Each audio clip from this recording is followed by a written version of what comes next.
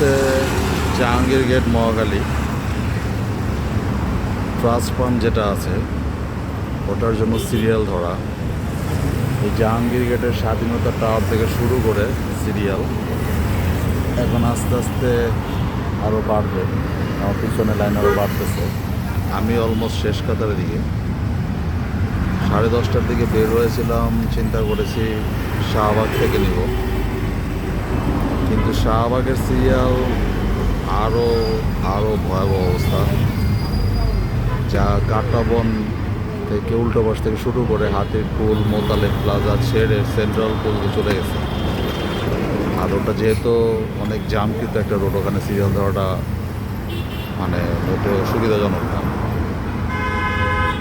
আর এখান থেকে ট্রান্সপ্লান্টে যেতে যেতে যে সিরিয়াল, এখন বাজে প্রায় 12টা, পৌনে 12টা, লেগে যাবে মিনিমাম 3টা, তাও হয় কিনা সন্দেহ।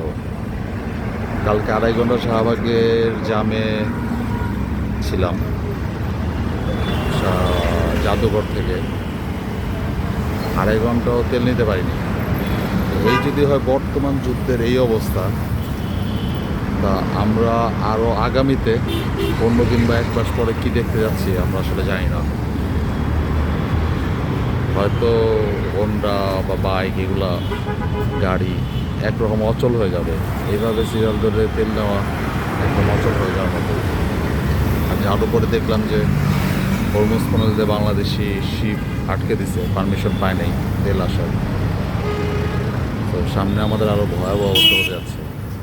আর তেলের উপর যদি এই ধরনের ভয়াবহ অবস্থা আসে, আমাদের ধরে নিতে হবে যুদ্ধের ঘনত্ব যদি আরও বেড়ে যায়, তাহলে আরও অনেক ক্ষেত্রে আমাদের হয়তো এই ধরনের সিরিয়াল ধরতে হবে। হয়তো গ্রোসারি শপে এই ধরনের সিরিয়াল ধরতে হবে খাবার দাবার কেনার জন্য, চাল কেনার জন্য, ডাল কেনার জন্য, এরকম হতে পারে অবস্থা। আমরা কি একবার এই ধরনের চিন্তা ভাবনা করতেছি আসলে আমরা কী দেখতে যাচ্ছি? আমার এই পর্যন্ত বয়সে আমি এই ধরনের সিচুয়েশন কখনো দেখিনি। তবে এতটুকু বুঝতে পারতেছি সিচুয়েশন কোথায় যাবে আউট অফ কন্ট্রোল, এটা না সরকার না সাধারণ মানুষ না কেউ এটা সামাল দিতে পারবে যদি এই অবস্থা চলতে থাকে।